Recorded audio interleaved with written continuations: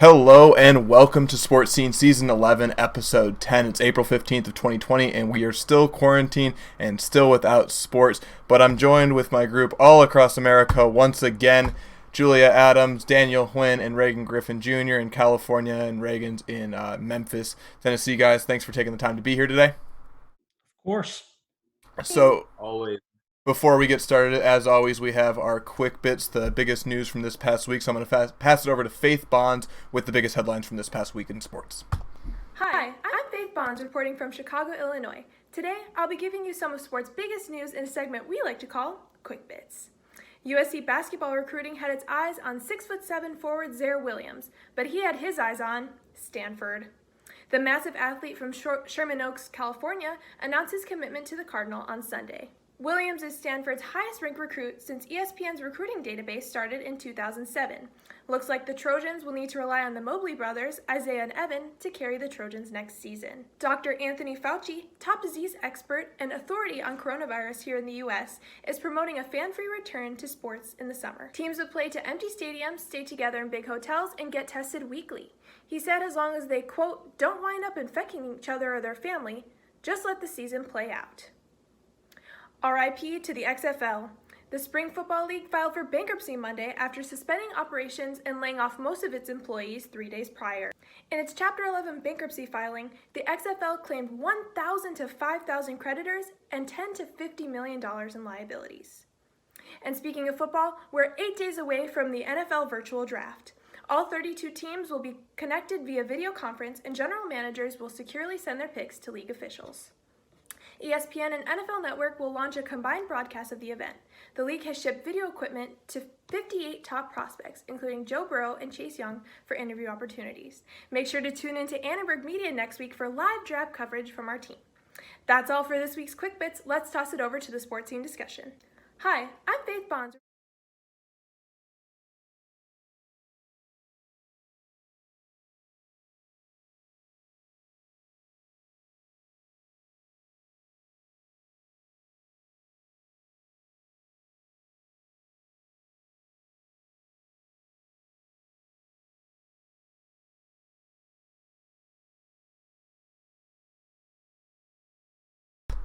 I'm sorry, I had my mic muted, but what I was saying was high school basketball recruiting's heating up. USC was in the hunt for 3 recruits. They've heard from 2 of them, and they have bad news from both Zaire Williams and Josh Christopher. Zaire Williams is going to Stanford, whereas Josh Christopher will be staying on the West Coast, not going to Michigan like a lot of people thought, and instead going to Arizona State. So, guys, I want to bring you guys in now, and let's talk about this. How much is USC hurt, and are they hurt? And if so, how much about not landing Williams or Christopher?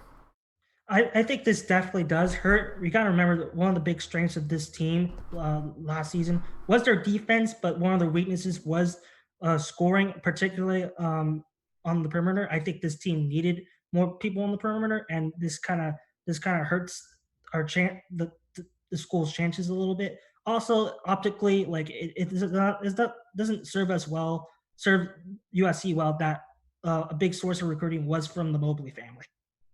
Adding to Daniel's point, USC also lost, we have to remember, Onyeka Kongwu, Nick Rakocevic, and Jonah Matthews in this off-season part. So having another big scorer alongside Evan Mobley would have been huge. So they're definitely going to miss out on Zaire and Josh as well.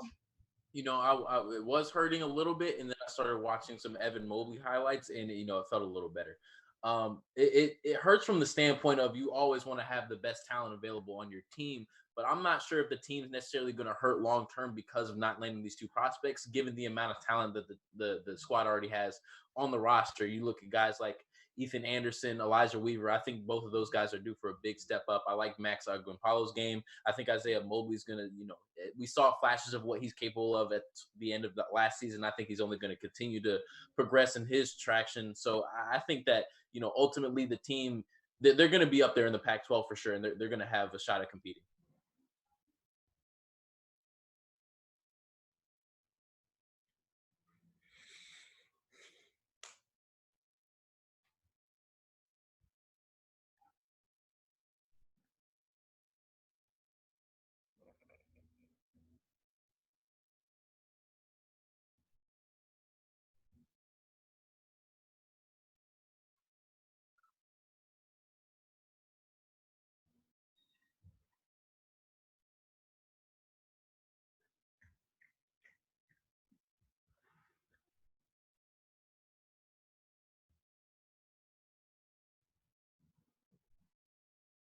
that's what strikes me as odd, is that Coach Mobley is bringing his sons here, and his recruiting has yet to go outside that. I don't think it's not possible for it to go outside that. I don't know. I mean, I echo your point, Sam. It's great that we landed. I think it's great USC landed someone like Evan Mobley and Isaiah Mobley, but as always, you need more variety in that, and you need other players to come as well.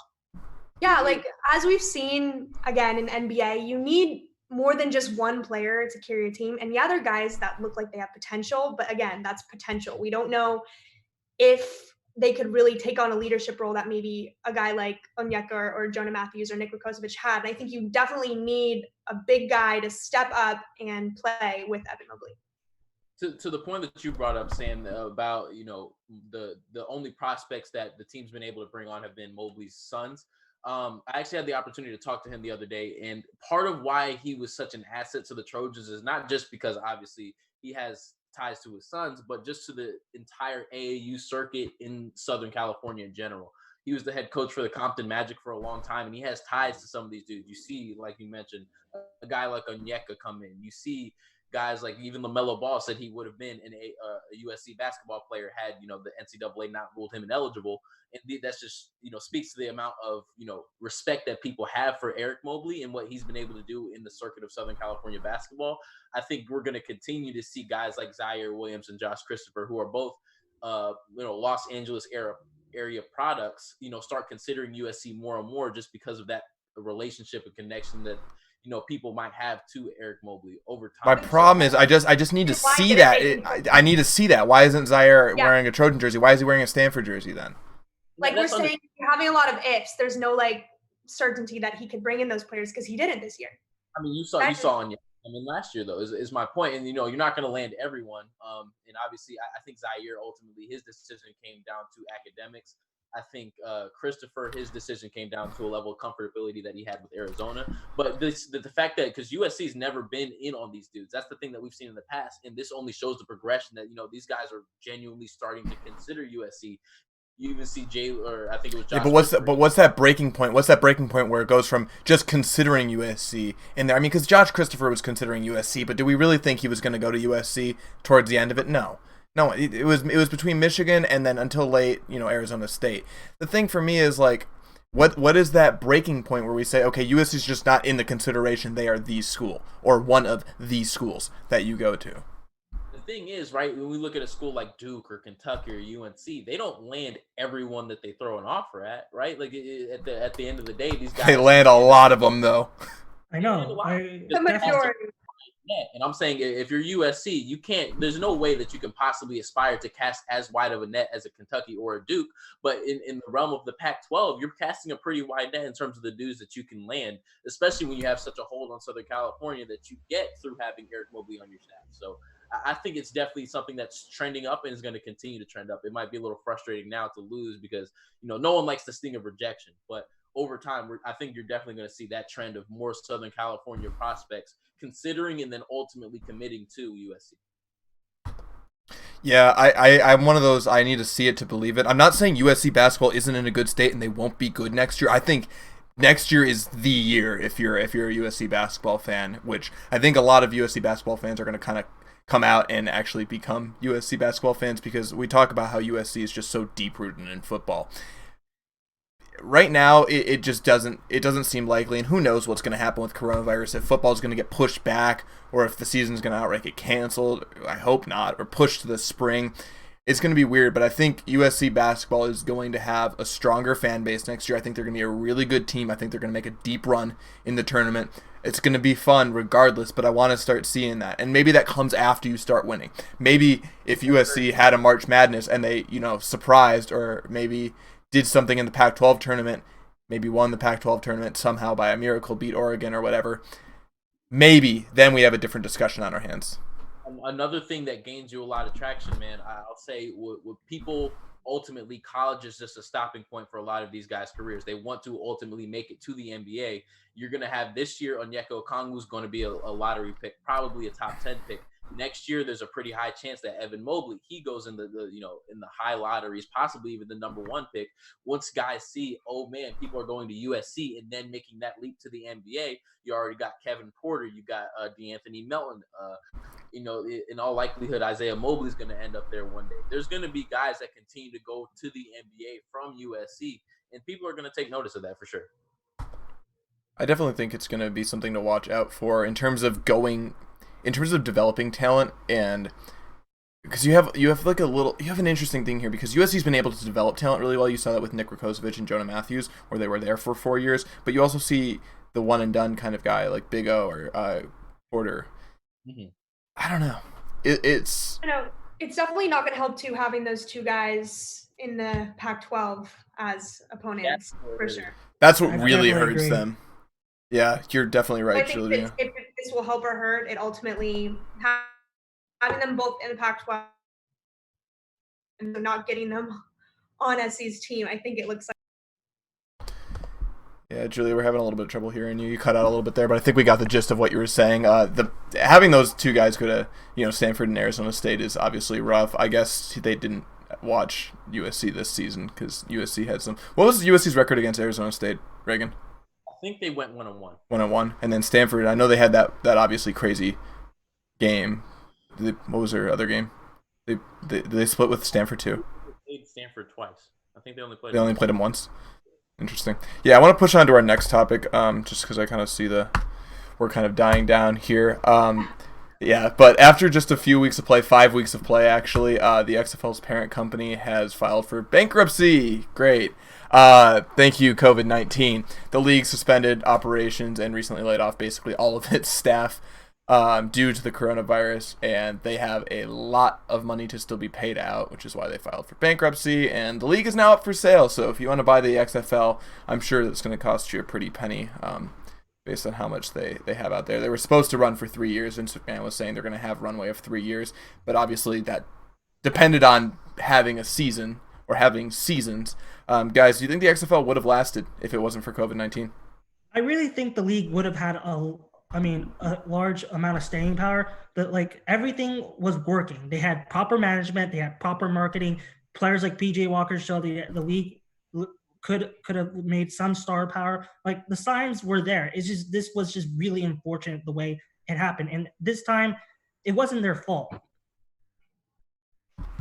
I agree with that, Daniel. I think the XFL showed a lot of potential. They were innovative in their play. It was exciting to watch. I know, Sam, we talked about earlier, but even in revenue, they were doing pretty solid in viewership as well. And I think ultimately the coronavirus just is what put an end to it. I think if they really got their shot to continue out the season, we probably would have seen success for a long while. And given they are an innovative league, I'm sure that they would try to adapt play and just try and come up with more unique ways for Well, they really held out. They were one of the last leagues to fully cancel altogether because they were just trying to hang on because they knew this was their demise. They had it without fans for quite some time, actually, where a lot of leagues went, okay, we're not going to have fans, and then like a day later or even the same day, they're like, yeah, that's not a good idea. Well, they're definitely hanging on, and I think clearly, given they filed for bankruptcy right after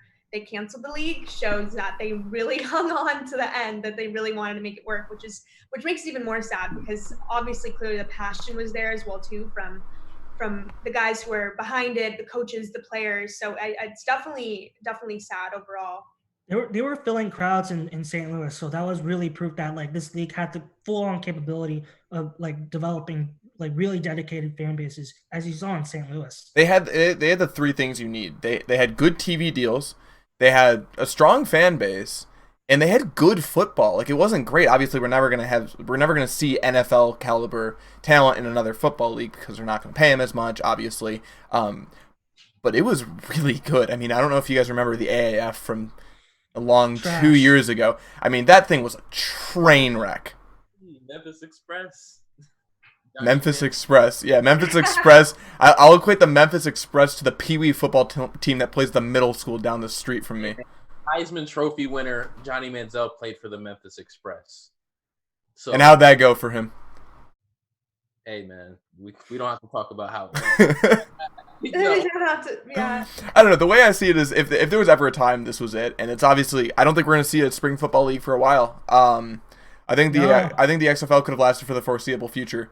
I think eventually, I'm sure someone will try again. Maybe even, the starters of the XFL league. We'll try again. Definitely, it's just not going to happen now or for a while, given the state of our economy. But I know that there is interest in spring football, and clearly, I mean, it did have a good amount of viewers. But I just don't think it's going to be for a while because we don't even have sports in general. You can't start up a new league in this time until everything gets more settled. I mean, Vince, you couldn't have asked for better financial leader, someone to hold the operation other than Vince McMahon. And we're probably not. He knows what he's doing. Well, by putting Oliver and Luck in charge too. Oliver Luck was a fantastic commissioner. He was. And as with everything, right? These things they tend to serve as learning experiences. And I think what the main takeaway from the XFL is that if you want to sustain this and you want to put fans in the stadium, put the teams in places that are hurting for football. Like you alluded to St. Louis packing the stadium all the time. And it's because St. Louis had their football team stripped away from them, right? They took them from St. Louis to Los Angeles. And Los Angeles wasn't packing the stadium like that because there's so many sources for entertainment in the city of LA. I was pretty surprised, actually, by how much attendance they did have at those Wildcats games. It was good, but not, it was nowhere near the level of St. No, obviously not, but I don't know that many teams are going to be that close. If we see this happen in the future again, which I'm sure we will, I think it'd be smart on the people attempting it to put the football teams in places that lack football or entertainment in general. But I think the foundation of the league, which was the talent, that is the biggest, indicator of how successful it could have been. Because some of the guys got NFL contracts out of it, which shows that the talent level was different than the AFs had before. So it was clearly much more of a successful league than the AFF was going to be. The AAF. AAFL, USFL, There's so many. Just everyone took an L besides the XFL, which then ultimately got coronavirus threw an L in their face. But I was interested to see actually how the end of the draft went, because think about how it's like the wild west after you finish the NFL draft with undrafted free agencies. I was watching the Pat McAfee show, and he's like, you better believe that after that draft finish, it wasn't just going to be NFL teams on the phone calling. It was going to be, hey, come play for the St. Louis Battlehawks. There were going to be some phone calls there, and that was going to be a really good opportunity for a lot of undrafted free agents. I think back to Porter Gustin or Cam Smith from USC, right? Imagine that. If Porter Gustin had a year to develop in the XFL, show what he was able to do instead of just kind of getting lost on a roster, maybe. That's a very interesting point. Then because I don't know. You have that offer, right? And you could say, hey, I could go play for the Tennessee Titans and be the fourth string quarterback and probably get cut in training camp, or I can go compete for this starting job in an XFL team. That's a pretty. It seems like the XFL would be a much better. That's what I'm saying. And that's what I'm saying. That's the biggest loss from this, I really think. And that's how the XFL could have made a living, just getting those players that were just lost in the woods, and they could have just picked them up. Well, that option's gone. What do you guys think the XFL did successfully that another league like the XFL will need to do in the future? I will get to that in my hot take. Just stay tuned. Just stay tuned. It's coming. But what I want to transition, I had this beautiful segue. We were talking about the NFL draft. Now let's talk about the NFL draft. So the NFL draft is right around the corner. It is, what is it, 10 days? Are we 10 days away from it? It starts on the 23rd. So it's going to be remote. Great. This is going to be a lot of fun. Roger Goodell is actually going to be hosting it from his home in his basement in New York, which I'm excited to see what his basement looks like. It's probably the size of most people's houses. But the league also invited 58 draft picks, as you heard Faith say, to be a part of a virtual green room where they're going to call an interview with them after. So that's pretty cool. But with that said, guys, who do you think the best prospect for the best value is in this draft class? I mean, I think quarterback is ultimately the most important position, and I really think Jordan Love from Utah State could have been easily could easily be the steal of the draft. He has a unique combination of arm and mobility, and in today's age of offensive linemen in decline, I think he would have really fit well in today's league given the right circumstances. I got a problem with that just because he played at Utah State. I have a really hard time getting behind teams that didn't have tough schedules, and I know you're gonna don't Philadelphia, man, sit down. Hey man, I'll go get my Carson Wentz jersey right now. That boy from North Dakota State is coming and killing the game right now. Okay, but that's far and few between is what I'm trying to say. There's a lot more guys that are, touted as, oh, these are really great quarterbacks, but they played against who? Right? I mean, Sam, the thing with experience in playing against they lost to Kent State in the Tropical Smoothie Cafe Frisco Bowl. NFL with that transition. I don't know. Definitely is going to be in the NFL, but playing and being the best value player coming out of this draft. Get someone else. I don't know who else. What other quarterback would I take instead of definitely interesting, and he's an Justin interesting Herbert if you can get him. I wouldn't say best value. Here's my question for you, Sam. Since you want to bash on small schools and highlight bigger schools, if you have Jordan Love, right, who would you trust more as your quarterback long term? Jordan Love or Jalen Hurts, who played at 2 Power 5 schools, won a national championship? Who do you trust as your quarterback? Why is that a question? Because it doesn't matter what school you come from; it matters what talent you're bringing to the table. There's clearly a difference. Yeah, but there's tested talent, right? I have no doubt that someone's going to draft Jordan Love, and he's going to be on a team, and maybe he pans out. It's like you're taking a gamble when you go with someone like that, right? You don't know how he's going to go against top-level talent because you've never seen him against top-level. It's great. Mechanics are great and all, but mechanics change, and play style changes when NFL caliber defensive linemen are running at your face.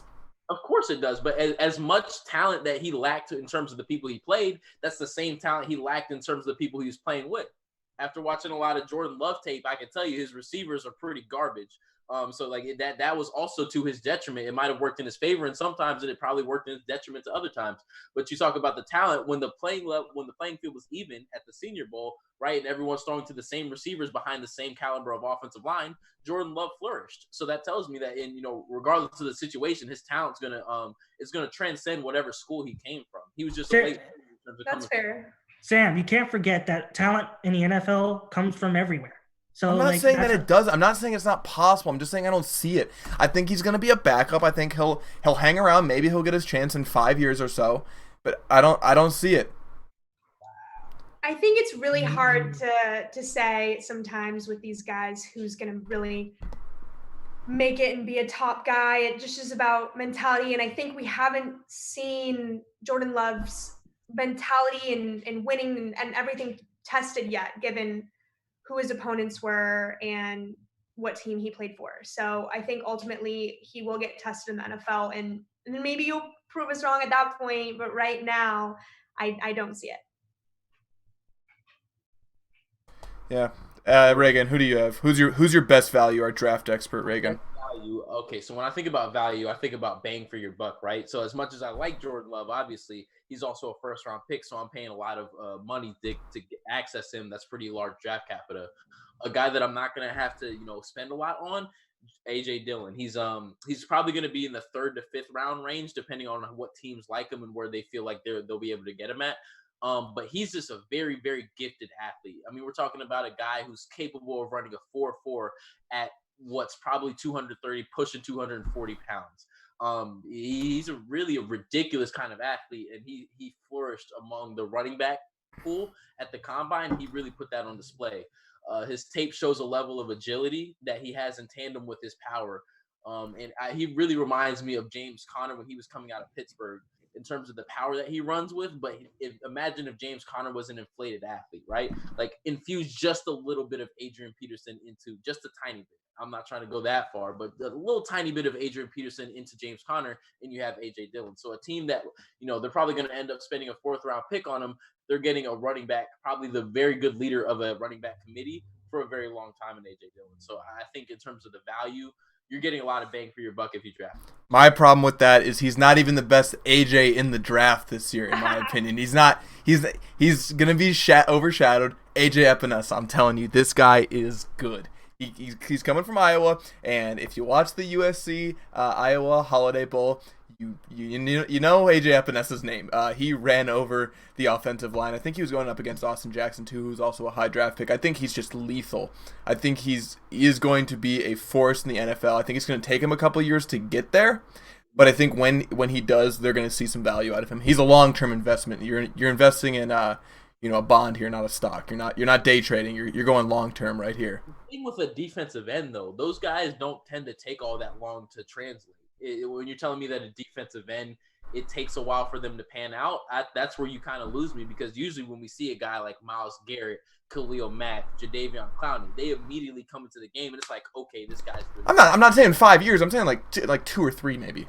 That's to me, I feel like if you don't pan out within that first year and a half, you're probably not that good. But I don't know. I'm not a huge fan of AJ Epenesa, but I suppose I see where you're coming from. He just kind of struggled at the combine a lot, and his draft stock's been.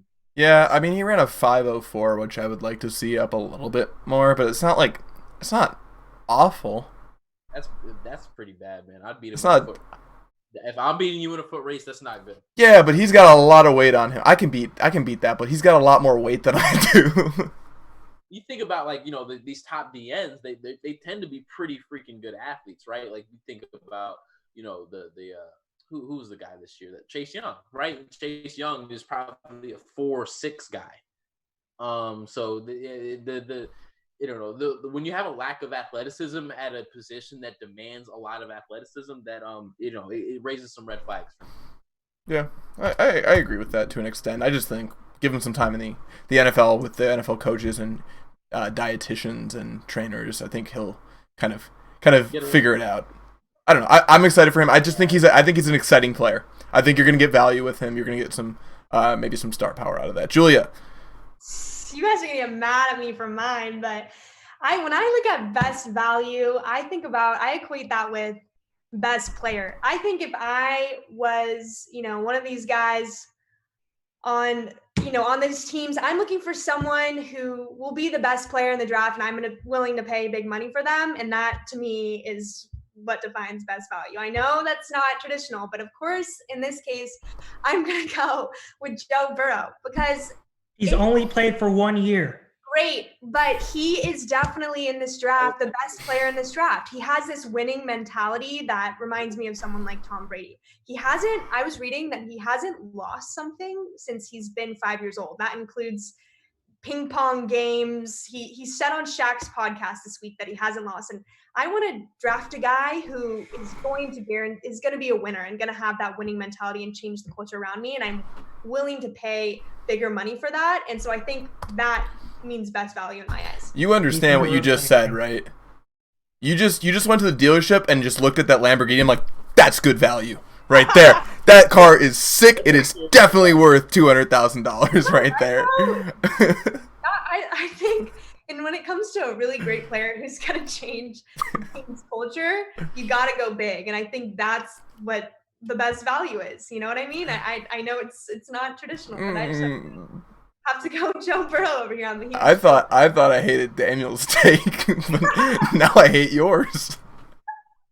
Whatever. I just don't see the value element of it. I mean, I think he's in a rude awakening. He's going to one of the more incompetently run organizations in the National Football.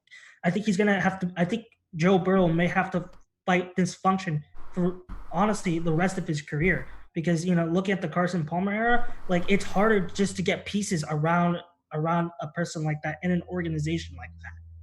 But players want to play for someone who will lead them and has that winning mentality that inspires them as well. So we don't know. Yes, the Bengals have sucked if he goes number one, which he likely will, but he might totally change the team dynamic, which a quarterback has the power to do. So I think obviously maybe it's not going to be like Super Bowl odds, but I think we could see a lot for them this year if he goes there.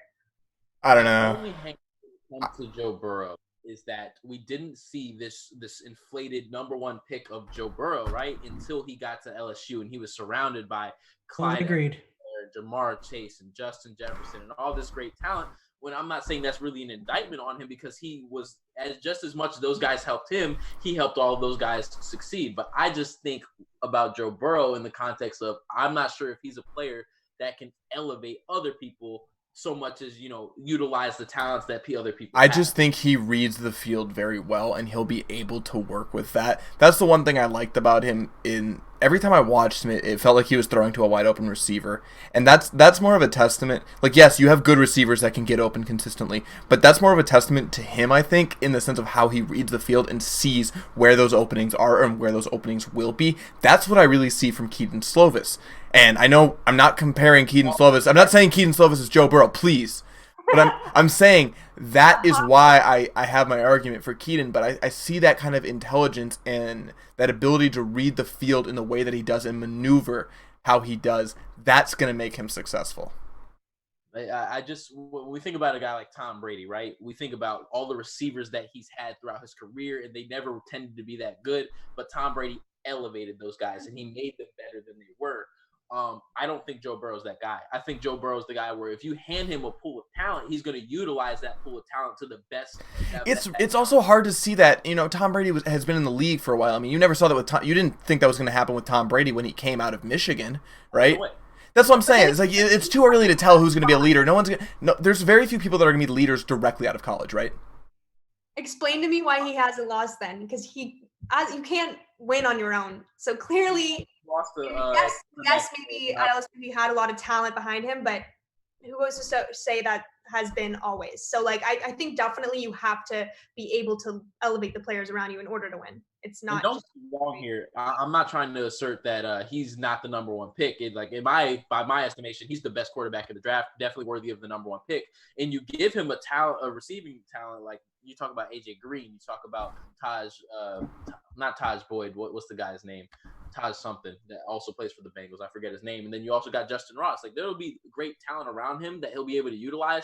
It's just that when I think of Joe Burrow, I think of a quarterback who uses the guys around him to the best of their capabilities, and he maximizes the potential of the guys around him, but he doesn't raise the potential of the guys around him. I think Reagan is onto something. I just don't see Joe Burrow carrying a team by himself like a Patrick Mahomes. I think he's definitely a dude. I think Joe Burrow will end up being better than Jared Goff, but like Jared Goff, he's going to need a full cast around him. If he doesn't have a full cast around him, you'll get nothing from him. So that's what Joe Burrow is to me. I just think it comes down to, I look at mentality here. I know Jared Goff, you don't see that same sort of winning desire to win from him that you see in someone like Joe Burrow. So I think that's what's really going to make the difference there. I want to push on. Daniel, I'm going to cut you off because we're running low on time. We got to push on to our next segment. We're on to our recurring segment, our weekly segment, The Kitchen. We're serving up hot takes week in, week out. Everyone's coming with a hot take. Sports culture, sports, professional, college, quarantine edition, whatever it is. Horse, I guess, is now fair game. NBA 2K, apparently fair game. I don't know what the NBA is going to come up with next, but we'll have hot takes on those regardless. I'm going to start with my hot take. As always, I'm coming with a really great one this one, and it's going off of the XFL. The NFL needs to make changes, and I'm saying they're drastically going to change the kickoff within the next 3 seasons. Listen, football is a very dangerous sport, and parents are not letting their kids play football at the rate they used to, right?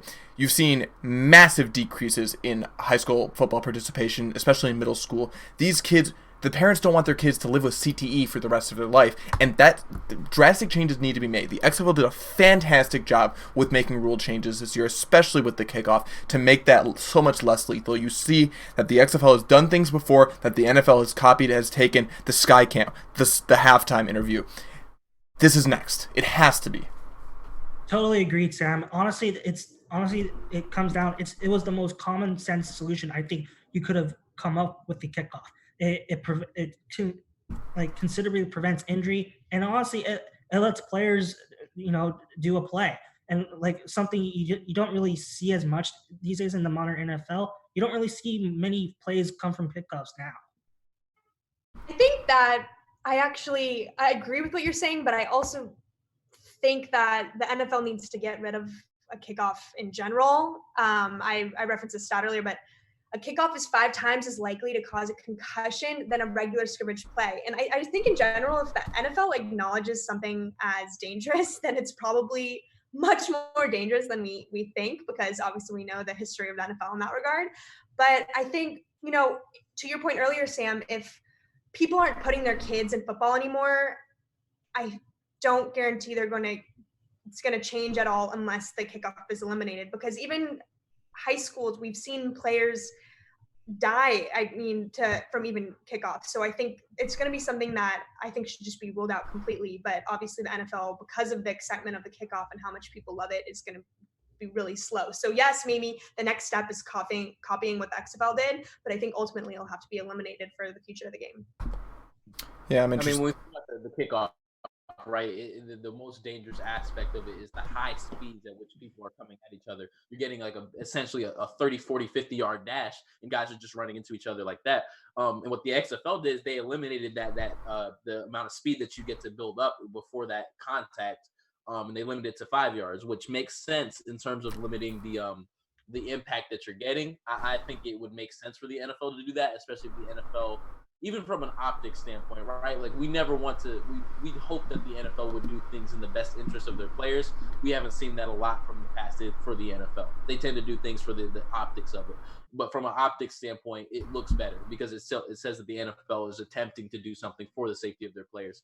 I do agree with you. I think it's ultimately something that they adopt within the next 3 to 5 years. I don't know about that, but I do think over time there will be a demand for it. It's coming. I think it needs to come. Daniel, I want to push on to your hot take. What do you have for us this week? By the year 2026, when the United States hosts the World Cup, soccer will officially cement itself as a top 3 sport in the United States. The signs are there. Attendance has been rising considerably in the last 20 years. It's going to jump the National Hockey League and Major League Baseball in this instance. Both sports, especially Major League Baseball, has seen their attendance. MLB has seen their attendance decline 12 years straight.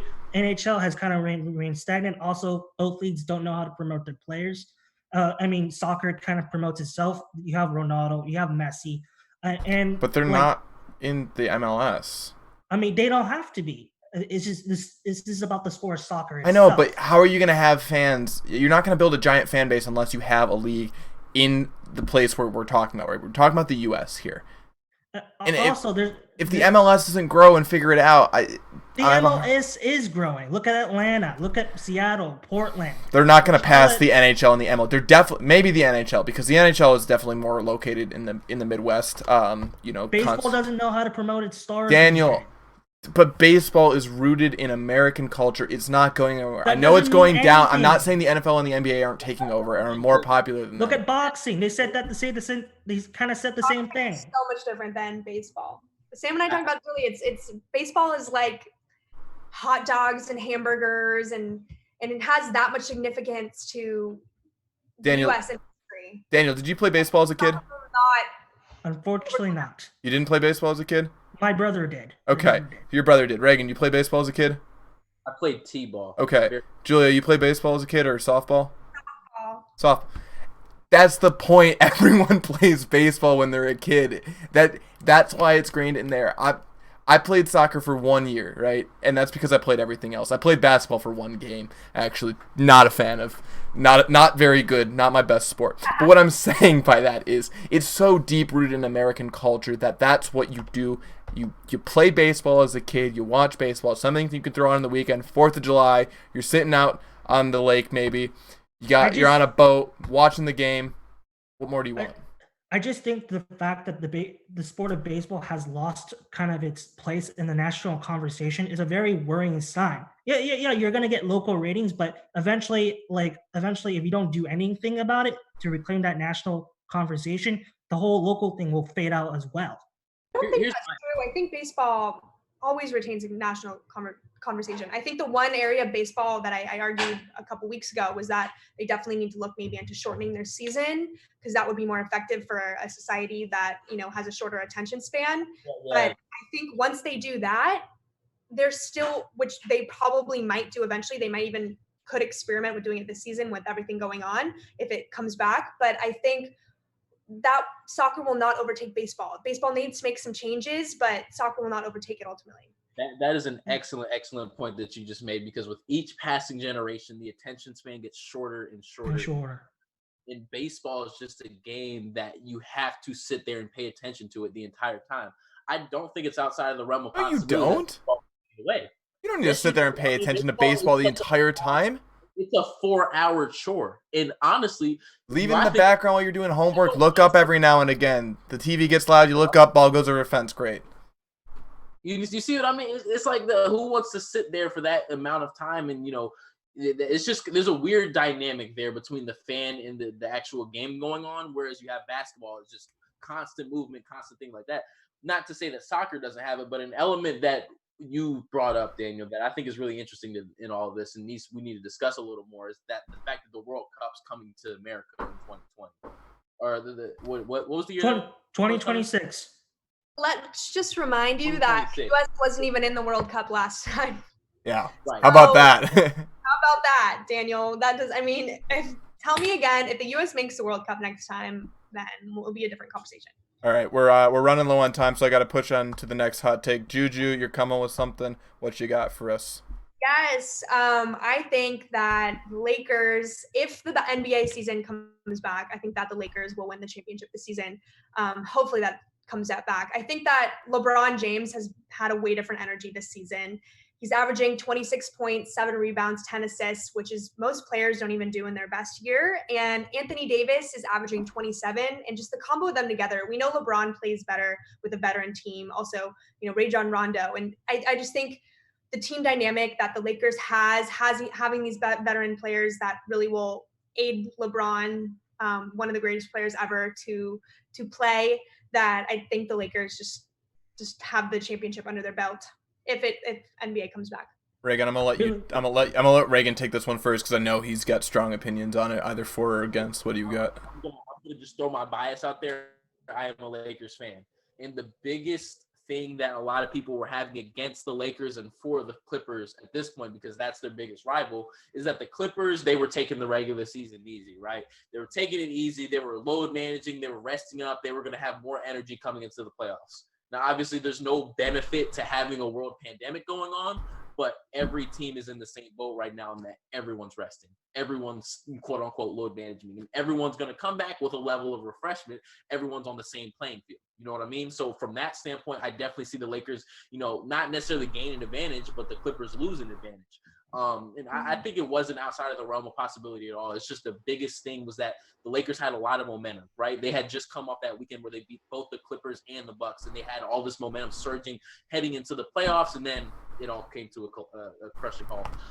So I think the fact that momentum has subsided, it definitely hurts the Lakers. And it's hard to gain that momentum back. But if anyone could do it and usurp a team as talented as the Clippers, I agree with you. It's LeBron James. We've seen him, face some pretty difficult odds before and come out on top. So I definitely would not put a LeBron James outside of the realm of possibility. He's just one of those dudes. Dan, are you a Lakers or Clippers fan, Dan? Lakers fan. What? What are you talking about, Clippers fan? The Clippers shouldn't be in this town. I don't know. But the point is, I really echo what Julia's sentiment. I think the Lakers, if the season restarts, will win the championship for this simple reason only. Like Paul George and Paul George and Kawhi Leonard have dealt with injuries all season long, and they haven't really played together as much as like LeBron and AD. The Lakers have focused on team chemistry, and that I think that really goes a long way in a tough situation like the playoffs. So if the season were to restart today, both the Lakers and Clippers are refreshed. The key edge I give the Lakers is that the team chemistry is much stronger than the Clippers. I mean, it's also kind of poetic with, obviously Kobe Bryant's death, to see that there. So, I mean, obviously I think all of LA would be rooting for it too, even if you're a Clipper fan. I feel like, it's kind of those scenarios where, like, in 2001 everyone was rooting for the Yankees. I just think it brings a different energy to the team. Obviously, it's upsetting to say that it's had to. I mean, I think even regardless of if Kobe Bryant died or not, I think it's the Lakers would have had a great shot, or do have a great shot, but it definitely adds another element to it, given they know that this season has been predominantly in honor of Kobe. I mean, the latter half of the season. And even in their uniforms, the court, everything, I think it would be really important to them. Also, given LeBron's relationship with Kobe, to bring a championship to LA. All right, we've saved, I want to say the best for last, but I probably disagree with him on every week. Regan Griffin Jr., my man, bring it. He's putting on the hot take glasses once again. Wow. See this guy right here? That guy's king. All He's right. a broken down quarterback. Let me finish, Daniel. Can I say my take before you start bashing me? This guy right here. If the Los Angeles Chargers sign Cam Newton and use their first round draft pick wisely, ideally on Isaiah Simmons, they will usurp the Kansas City Chiefs. Yes, I said Patrick Mahomes and the Kansas City Chiefs in the AFC West. And let me tell you why.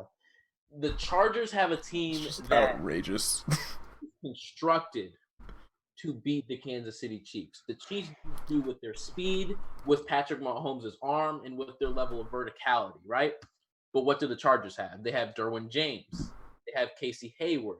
They now have Chris Harris. They have Desmond King. They have all of this level of talent on the defensive side of the ball that's built to, go against it. And what do we see the Chargers do to combat the Chiefs that worked before, right? They didn't even put linebackers on the field. They just put straight defensive backs, and they said, we're going to match your speed with our speed, and it worked, right? And then on the offensive side of the ball, if you get Cam Newton, who is still, Daniel, an MVP caliber quarterback who has dealt with injury issues, but when healthy, Cam Newton is one of the top 10 quarterbacks in this league without a shadow of a doubt. You put him around Keenan Allen, you put him around Mike Williams, you put him around Hunter Henry, you give him a weapon like Austin Eckler out of the backfield, man, the sky's the limit for that offense as well. So they have both the offensive talent to keep pace with the Chiefs and the defensive talent to slow the Chiefs down. I think that it's not outside the realm of possibility if they make this move. Just to say that they could usurp the Kansas City Chiefs in the AFC West. Now, will I go venture to say that they beat them in the playoffs?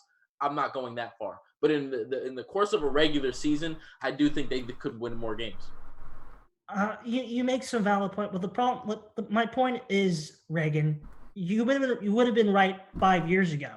Like you're gonna try and beat the Kansas City Chiefs, Patrick Mahomes, who could be the next GOAT, by the way, and Andy Reid with a broken down Cam Newton. I just don't see it.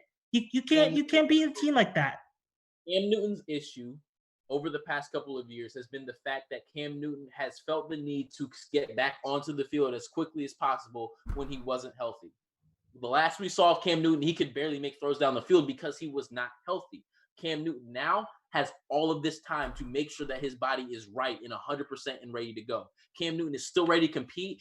Granted, he's on the wrong side of 30, but he's not that past. I think he's 31, 32 years old. He still has a lot of juice left in that body, man. And Cam Newton, I think he's gotten a bad rap, ever since Auburn. So I think, there's plenty of juice left to go. I think Cam Newton, surrounded with the right type of talent, which the Chargers have, the sky would be the limit. I feel like I'm gonna relate that. I'm gonna relate that to my home team, the Detroit Lions. I feel like that's what people keep saying about Matthew Stafford is once he gets those guys around him, he's gonna do it. And like, I was believing that for a while, and I really was. And you had Megatron, you had a lot of talented guys, and it's just not happening.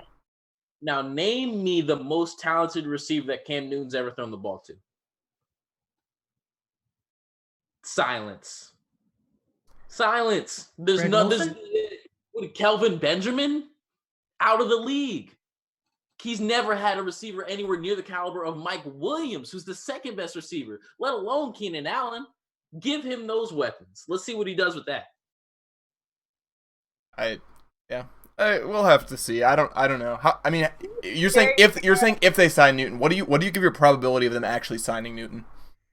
I feel like they're gonna go Justin Herbert in the draft. I don't think it's something that's gonna actually happen. I'm saying if they did make that happen and they said we're gonna commit to Cam Newton and then continue to beef up our defense, draft Isaiah Simmons in the draft, that would make their defense, otherworldly better, because you guys don't even know this, but I'm such a big Isaiah Simmons guy because he's the most versatile player in the draft. You can put him anywhere, defensive end, linebacker, safety, corner. That dude is a ridiculous kind of athlete. But you don't think they'll try and get Tua? No, I think Miami would be the team to get Tua. If anything, the Chargers would have to jump Miami, trade with the Giants to get Tua. But I think they're comfortable with Herbert. All right, guys. I sense we're kind of regurgitating some points there, so I want to wrap it up for today. Guys, thank you, as always, for taking the time on your Wednesday afternoon to be with us. That's going to conclude Season 11, Episode 10 of Sports Scene on April 15th. We'll be doing this every week. We're going through the summer now. So every Wednesday at 1 o'clock Pacific Standard Time, we're talking sports, whether or not there are sports, until this coronavirus thing ends. Hopefully we'll get sports back soon. You can follow us on the web at uscannonburgmedia.com, and you can find us on social at @AnnMediaSports on Twitter and Instagram. Regan leaving and signing off with the hot take glasses for Annenberg Media. This is Sports Scene. I'm Sam Arslanian. We'll see you next week.